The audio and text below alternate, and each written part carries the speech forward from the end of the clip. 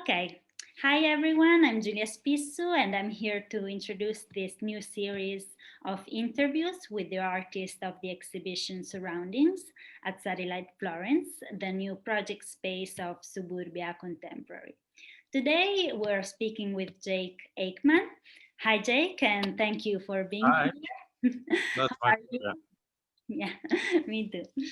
So let's start with some quick biographical notes. Jake was born in 1978 in London and currently lives and works in Cape Town, South Africa. He has exhibited his works worldwide, from Rome to Cape Town to Johannesburg to London, and has also participated at Venice Biennale, Beijing International Art Biennale, just to name a few.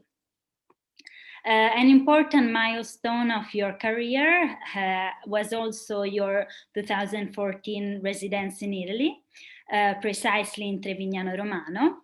How did Italy affect you, and what was the importance of Lake Bracciano for you as an artist?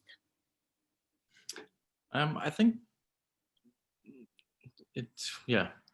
I think the importance of being at that lake was engaging with a different kind of water, not the sea, and but connecting with a different kind of primordial force in the kind of volcanic history of that the lake and how it was formed. Mm-hmm. And I think that informed the work that I made that came out of that residency.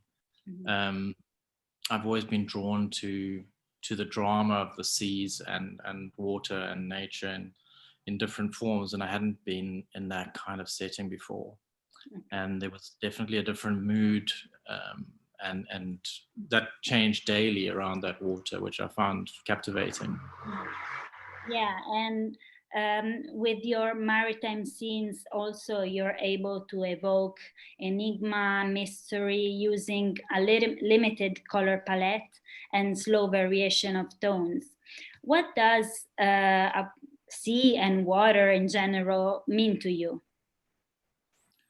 I've often get asked that question, and I've tried to trace that back to when I started to focus primarily on that. And it was a project I did while I was studying, where I was very much working with figures, and in particular, I'd taken my father and placed him in a body of water, and I was interested in his vulnerability, more in human vulnerability in a larger kind of scale. And I think from that moment on, I found something in that, in placing that figure and somebody. I suppose my father it was symbolic as well, and that just resonated and continued to be something that I tried to evoke in the subject. Mm-hmm. Um, Thank you. Your Your works, in fact, are amazing. I was literally captured by your work exhibited at Surroundings, Seascape Aggregate. And the way that you worked with impasto, it's really sublime. It captured me into it.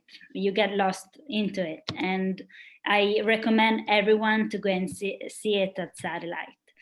What do you want to evoke in the observer with your seascape and with this artwork in particular?